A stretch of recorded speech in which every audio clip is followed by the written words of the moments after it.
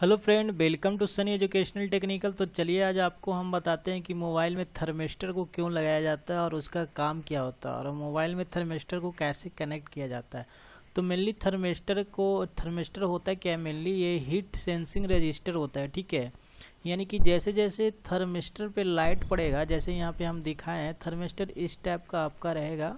और देखिए इसमें दो टर्मिनल डिवाइसेस होता है, थर्मिस्टर में दो टर्मिनल होता है, जस्ट लाइक रजिस्टर की तरह दिखेगा। इस पे कभी कभी आप बीच में देखिएगा तो TH लिखा मिल सकता है, NTC लिखा मिल सकता है। ठीक है, तो थर्मिस्टर मेनली सेंसिंग डिवाइसेस के तौर पे हम यूज करते हैं मोबाइल फ़ोन में।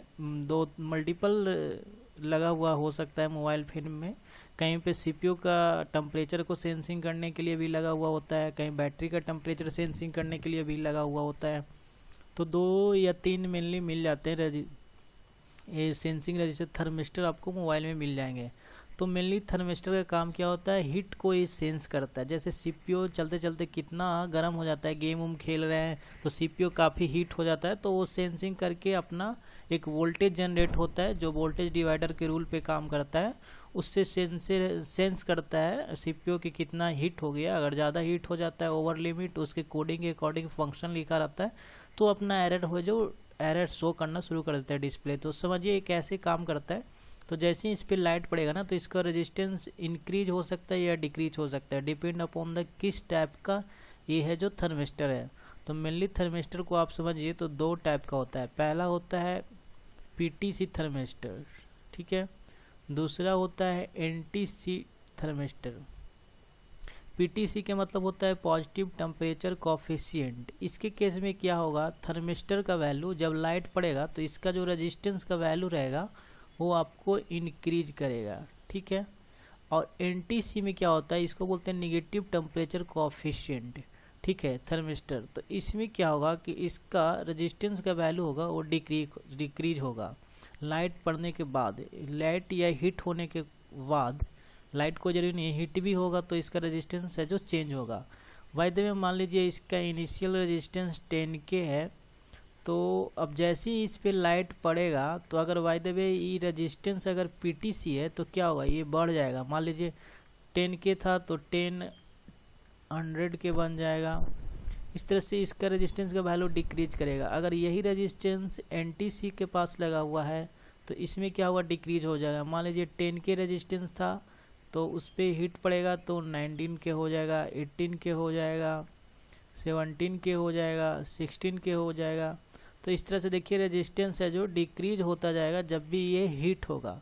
इससे क्या होगा कि वोल्टेज जो जनरेट होगा वोल्टेज डिवाइडर से वो इंक्रीज डिक्रीज होगा। तो उसका एक लिमिटेशन सेट किया होता है, CPU के अंदर इंटरनली कोड किया हुआ होता है। उसके अकॉर्डिंग वो वोल्टेज कितना आउटपुट आ रहा है, जनरेट हो रहा है वोल्टेज डिवाइडर से, उसके अकॉर्डिंग वो अपना एरर को डिसाइड कर लेता है।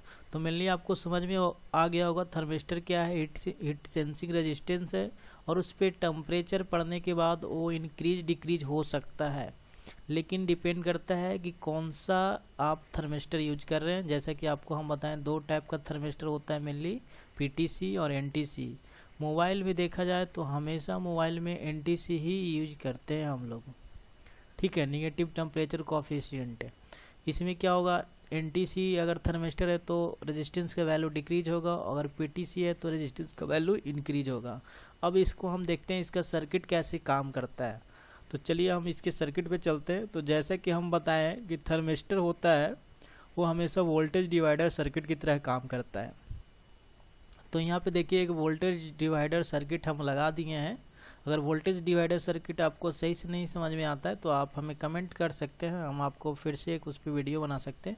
वोल्टेज डिवाइडर में हमेशा दो रेजिस्टेंस को लेते हैं, कोई ज़रूरी नहीं है, मल्टीपल रेजिस्टेंस भी हो सकता है, बट मेनली इसके केस में दो ही रेजिस्टेंस लेते हैं। तो देखिए एक रेजिस्टेंस का नाम हमने यहाँ पे R1 दे दिया, दूसरा रेजिस्टेंस का नाम R2 दे दिया। जो इस तरह से आपको एरो में दिख रहा है, जो ये वेरिएबल दिखाया गया है, यानी कि इसका रेजिस्टेंस चेंज होगा, वो यहाँ पे NTC आपका लगा हुआ है। ये है जो NTC आपको बताया गया है, जो A रेजिस्टेंस है यहाँ पे वो NTC रेजिस्टेंस है, इसका वैल्यू चेंज होगा यहाँ पे टेम्परेचर बढ़ने के बाद। और ए रेजिस्टेंस का वैल्यू फिक्स होगा जो 10K का है। यहाँ भी 10K का लिए हैं हम एग्जांपल के लिए, यहाँ पे भी 10K का रेजिस्टेंस लिए हैं, जो कि इनिशियल वैल्यू इसका 10K है। इसके बाद ये 10K से इंक्रीज हो सकता है या डिक्रीज हो सकता है, लेकिन यहाँ पे हम NTC यूज किए हैं तो हमेशा इसका वैल्यू क्या होगा, जो डिक्रीज होगा। तो अब VDD होता है, VDD सप्लाई वोल्टेज ऑलमोस्ट यहाँ पे 1.8 वोल्ट आपको मिलेगा मोबाइल के केस में, और यहाँ पे ग्राउंड वोल्टेज लगाया गया है, ठीक है। तो आपको देखिए इस आइडियल केस में कितना वोल्टेज मिलना चाहिए, और ये है जो यहाँ पे सेंसिंग जो वोल्टेज जनरेट होता है वो CPU को दिया जाता है। इस वोल्टेज कितना जनरेट हो रहा है उसके अकॉर्डिंग है ना जो CPU डिसीजन लेता है, और डिस्प्ले पे आपका एरर शो करता है, जो भी प्रॉब्लम आएगा वो शो करेगा। तो देखिए वोल्टेज डिवाइडर काम कैसे करता है, मतलब यहाँ पे ACB हम लिखे हैं जो सेंसिंग वोल्टेज है, जो यहाँ पे जो वोल्टेज जनरेट होगा सेंस होकर इसके पास जाएगा, वो कैसे कैलकुलेट करते हैं। VDD कितना सप्लाई आ रहा है, जो यहाँ पे कितना वोल्टेज आ रहा है उसको लेते हैं, हम मल्टीप्लाई करते हैं। मान लीजिए इसके क्रॉसपॉन्डिंग हम वोल्टेज ले रहे हैं तो R1 को मल्टीप्लाई किए, R1 का जो भी वैल्यू यहाँ पे डाल देना है, और दोनों को नीचे में प्लस कर देना है। R1 का वैल्यू प्लस R2 का वैल्यू, R1 का वैल्यू प्लस R2 का वैल्यू, दोनों को प्लस करके डिवाइड करना है। तो इसका सेंसिंग वोल्टेज यहाँ पे कितना है जो आ जाता है। अब देखिए ये काम कैसे करेगा, तो देखिए बाय द वे देखिए ए रेजिस्टेंस का वैल्यू फिक्स रहेगा, VDD वोल्टेज फिक्स रहेगा। ऊपर वाला पूरा वैल्यू है जो फिक्स हो गया, ये पूरा वैल्यू ऊपर वाला क्या हो गया, फिक्स हो गया, यानी कि कांस्टेंट बोल सकते हैं, क्योंकि तो वैल्यू होगा नहीं, 10K का लगा दिए तो 10K ही रहेगा। VDD 1.8 वोल्ट आ रहा है तो 1.8 ही वोल्ट रहेगा, लेकिन इसका वैल्यू इंक्रीज डिक्रीज हो रहा है। तो मान लीजिए यहाँ पे R2 हम लिए, R2 का वैल्यू यहाँ पे डिक्रीज हो जाएगा। जैसे ही इस पे लाइट हीट पड़ेगा तो ये डिक्रीज हो जाएगा, डिक्रीज हो जाएगा तो अगर नीचे का वैल्यू कम हो जाएगा, अगर इसका वैल्यू डिक्रीज हो रहा है तो SB का वैल्यू क्या होगा, इंक्रीज होगा, ठीक है।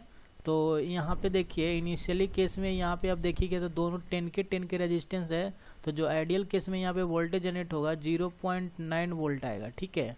अब जैसे जैसे आप हीट को क्या कीजिएगा, इस पे हीट पड़ेगा, इंक्रीज होगा, तो इसका वैल्यू क्या होगा, डिक्रीज होगा। अगर ये वैल्यू डिक्रीज हो रहा है तो सेंसिंग वोल्टेज क्या होगा, इंक्रीज होगा, मतलब ये वोल्टेज आपका इंक्रीज होगा। 0.9 है तो 1 वोल्ट हो जाएगा, 1.1 वोल्ट होगा, इस तरह से इंक्रीज होता जाएगा जैसे जैसे टेम्परेचर बढ़ते जाएगा। तो ये जो वोल्टेज इंक्रीज हो रहा है, हर वोल्टेज का एक अपना अपना फंक्शन है जो CPU के अंदर डिफाइन किया हुआ है। कितना वोल्टेज हो गया तो मान लीजिए इतना हीट हो गया, इतना वोल्टेज हो गया तो इतना हीट हो गया। जस्ट लाइक इस तरह से एक ग्राफ समझिए कि मान लीजिए इधर टेम्परेचर बढ़ रहा है, सॉरी फ्रेंड, इधर वोल्टेज बढ़ रहा है तो इधर टेम्परेचर भी बढ़ रहा है। मान लीजिए यहाँ पे वोल्टेज है तो इतना टेम्परेचर शो कर रहा है, यहाँ वोल्टेज चढ़ गया तो इतना टेम्परेचर हो गया। इसके क्रॉसपॉन्डिंग कोड किया जाता है, CPU के अंदर प्रोग्रामिंग रहता है, वो अपना उसके अकॉर्डिंग डिसीजन लेता है और आपको एरर शो करता है। अगर आपको थर्मिस्टर आपको सही से समझ में आ गया होगा मेरा वीडियो में, तो आप प्लीज़ कमेंट करें, और नेक्स्ट वीडियो ताकि हम बनाएं तो कमेंट करना ना भूलें। तब तक के लिए धन्यवाद। अगर वीडियो पसंद आए तो लाइक करें और चैनल को सब्सक्राइब करें।